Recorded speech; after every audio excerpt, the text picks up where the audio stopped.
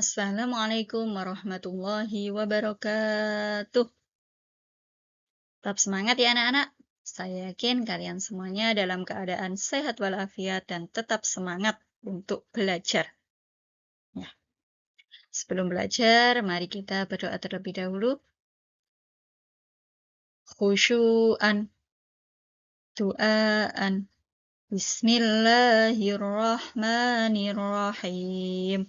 Rabbi shrah li sadri wa yassir li amri wahlul 'uqdatam min lisani yafqahu qawli. Amin ya rabbal alamin. Semoga kita semuanya diberikan kemudahan petunjuk oleh Allah untuk menerima dan memahami pelajaran kita kali ini. Oke, pada pertemuan kita kali ini ya kita akan mempelajari materi fikih. Ya, di kelas 4 ini kita akan mempelajari materi fikih dalam bab 4, yaitu dengan tema menyambut usia balik. Ya. Alhamdulillah aku telah balik. Ya, jadi apa saja toh yang harus dipersiapkan ketika kita telah memasuki usia balik? Tujuan pembelajaran kita kali ini ada 3. Yang pertama yaitu kalian semuanya, anak-anakku, diharapkan dapat menyebutkan tanda-tanda usia balik menurut ilmu fikih. Jadi tanda-tanda usia balik menurut ilmu fikih itu apa saja? Ya, itu diharapkan kalian dapat menyebutkan serta memahaminya. Yang kedua yaitu memahami tanda-tanda usia balik menurut ilmu biologi. Ya, yang pertama tadi tanda-tanda usia balik menurut ilmu fikih. Yang kedua tanda-tanda usia balik menurut ilmu biologinya itu apa saja. Ya. Yang ketiga, tujuan pembelajaran yang ketiga yaitu memahami kewajiban setelah usia balik. Ya, jadi ada kewajiban apa toh ketika kita sudah memasuki usia balik? Oke, kita mulai dengan tepuk dulu ya. Tepuk 1, yes. Tepuk 2, oke. Tepuk 3, semangat. Tepuk 4, konsentrasi. Tepuk 5, siap belajar. Oke, semuanya siap ya belajar. Yaitu tanda-tanda balik. Ya, sebelum kita mengenal tanda-tanda balik itu apa saja, kita harus mengetahui apa itu balik. Balik dalam Kamus Besar Bahasa Indonesia atau KBBI ya, yang disingkat dengan KBBI, memiliki arti cukup umur. Ya, umurnya sudah dirasa cukup atau akil balik. Tanda-tanda balik pada laki-laki dan perempuan itu berbeda. Seseorang yang telah memasuki usia balik dikenakan kewajiban agama. Ya, jadi orang yang telah memasuki usia balik cukup umur pasti itu dikenakan kewajiban agama. Ya, karena dirasa nah itu sudah mengerti, sudah matang. Ya, akalnya sudah cukup. Nah, namanya apa? Yaitu dikenal dengan istilah mukallaf. Apa anak-anak? Mukallaf. Ya, yaitu orang yang telah memasuki usia balik dan dikenakan kewajiban dalam agama. Selanjutnya kita akan mempelajari tanda-tanda balik menurut ilmu fikih. Ya, yang pertama menurut ilmu fikih dulu. Yang pertama mimpi basah atau ihtilam. Ya, kalau kalian sudah pernah ya dirasa sudah pernah mengalami mimpi basah atau ihtilam ya untuk laki-laki, berarti kalian yang laki-laki itu sudah balik. Yang kedua ya untuk perempuan ya, yang perempuan kalau dirasa sudah haid atau menstruasi, keluar darah Bukan karena penyakit ya, tapi ini karena hal yang wajar ya bagi perempuan. Nah, berarti itu sudah menunjukkan tanda-tanda balik. Nah, yang ketiga, berusia 15 tahun. Maksudnya apa? Maksudnya ini untuk laki-laki dan perempuan yang tidak mengalami mimpi basah atau ihtilam untuk laki-laki dan tidak mengalami haid atau menstruasi untuk perempuan, ya. Tapi umurnya sudah 15 tahun, ya berarti secara otomatis dia sudah balik. Sekarang kita akan mempelajari tanda-tanda balik menurut ilmu biologi. Yang tadi ilmu fikih ya, ada 3. Sekarang menurut ilmu biologi. Ya, ini juga dibedakan.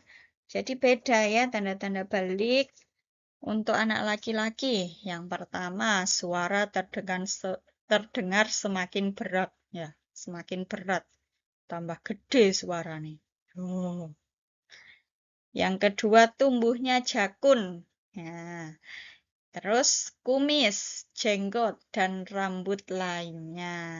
Ya, ini semakin tumbuh berarti dia menunjukkan sudah balik.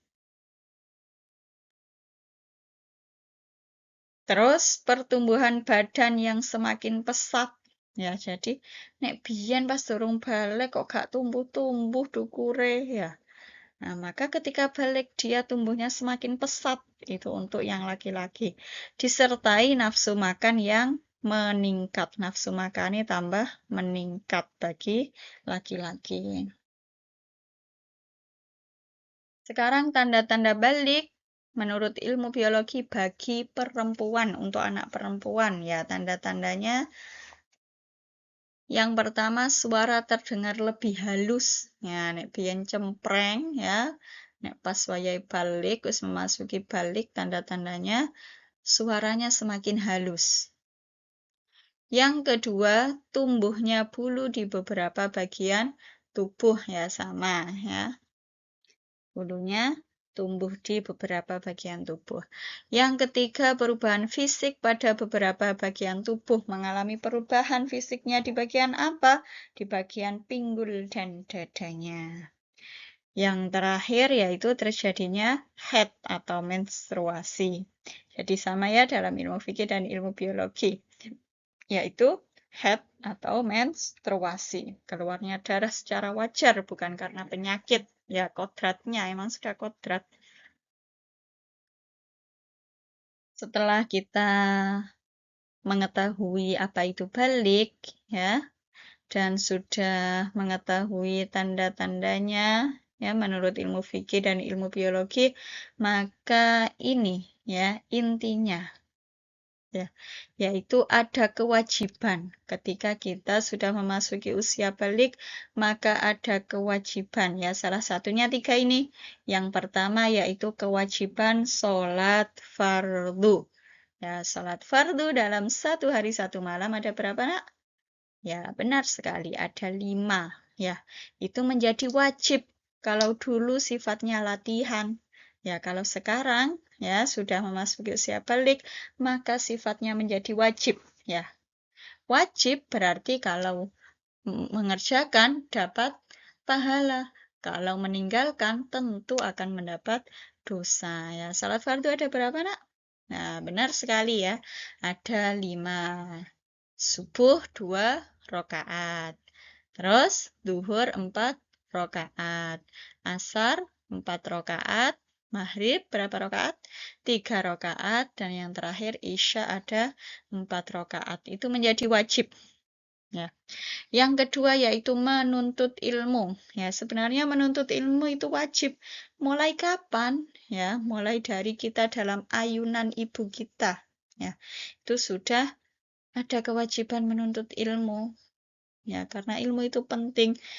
Ya, bisa mengetahui apapun itu dengan ilmu. Sampai kapan kewajiban menuntut ilmu? Sampai kita meninggal, ya. Sampai di liang lahat, ya. Ada kewajiban menuntut ilmu. Karena apa, nak? Karena orang yang ingin bahagia, ya, di dunianya, maka harus dengan ilmu. Yang ingin bahagia di akhiratnya harus dengan ilmu. Yang ingin bahagia kedua-duanya, maka ya harus dengan ilmu. Semuanya itu butuh ilmu. Ya. Yang ketiga yaitu menutup aurat. Ya. Nah, ini yang perlu diperhatikan. Aurat, ya, laki-laki dan perempuan tentu berbeda. Kalau laki-laki auratnya mulai pusar sampai lutut, ya itu aurat, wajib ditutupi ketika sudah balik. Ya. Kalau perempuan, semua anggota tubuh kecuali wajah dan telapak tangan. Nah, itu wajib ditutupi ya untuk yang bukan mahramnya. Ya, anak-anak, paham ya sampai sini? Baca hamdalah 3 kali. Alhamdulillahi Rabbil Alamin. Alhamdulillahi Rabbil Alamin. Alhamdulillahi Rabbil Alamin. Terima kasih. Semoga membawa manfaat dan keberkahan untuk kita. Dan kita dapat melaksanakan kewajiban kita ya. Tidak hanya yang wajib saja, tapi yang sunnah juga kita semoga dapat melaksanakannya ya dengan ilmu yang bermanfaat dan keberkahan. Insya Allah kita semuanya dibimbing oleh Allah ya. Cukup sekian dari Bu Lulu. Wassalamualaikum warahmatullahi wabarakatuh.